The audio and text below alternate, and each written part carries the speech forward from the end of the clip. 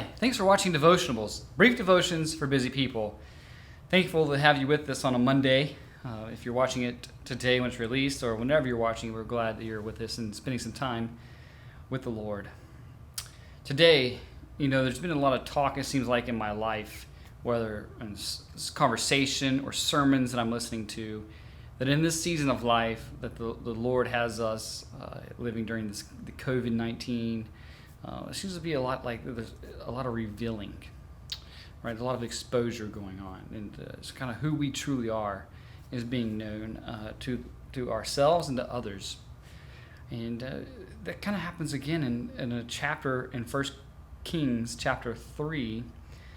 The Lord is going to ask King Solomon a question. Solomon had just now been chosen by God to now sit on the throne of Israel, replacing his father.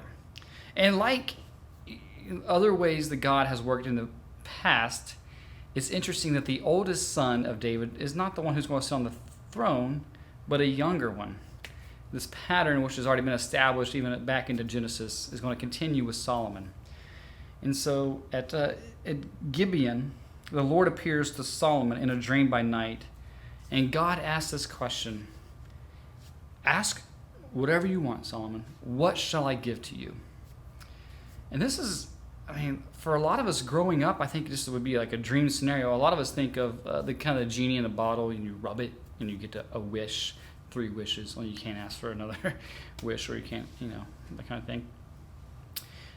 You just kind of cursory reading of the passage, you think, oh man, Solomon has a genie in a bottle situation, but we're not talking about a genie. We are talking about the God of the universe, the one who sits on heaven's throne, who orchestrates all events of history with all wisdom, power, and goodness. Ask Solomon, whatever you want, ask of me, and I will give it to you. And this is where the exposure part comes in. Yesterday our church met in different small groups. My small group met, and our teacher said, "What would you say to the answer of this question?" Our answer would reveal a lot of what's inside of our hearts, right? Out of the abundance of the heart, Jesus said, the mouth speaks.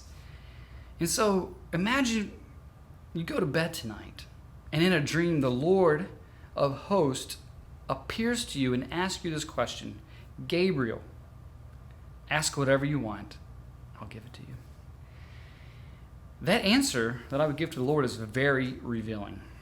It would really show, maybe expose a fear if I'm longing for a certain safety or anxiety, and I need rest and calm.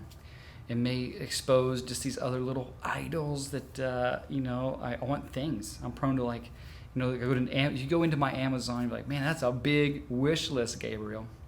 And I could say, Lord, I want everything in my wish list. Or, I want, for some of you, that in the corporate workplace, I want this promotion, or I want this financial advantage, or a new house, a new car, a boat, X, Y, Z. We can start piling it up.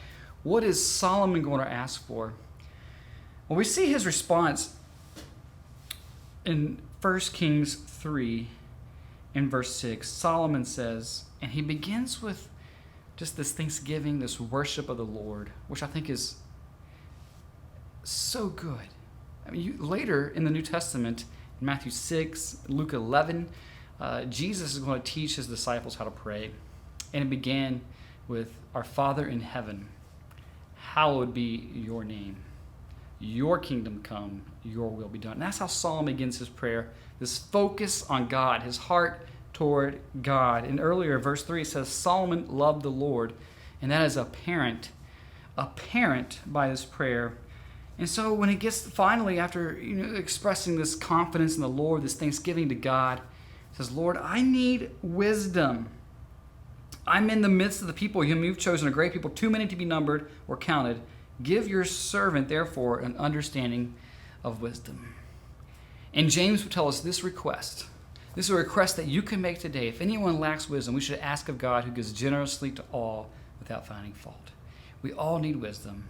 So like Solomon, the wisest man here is to walk, ask the Lord for wisdom, to love him, and to walk in his ways. God bless you all today.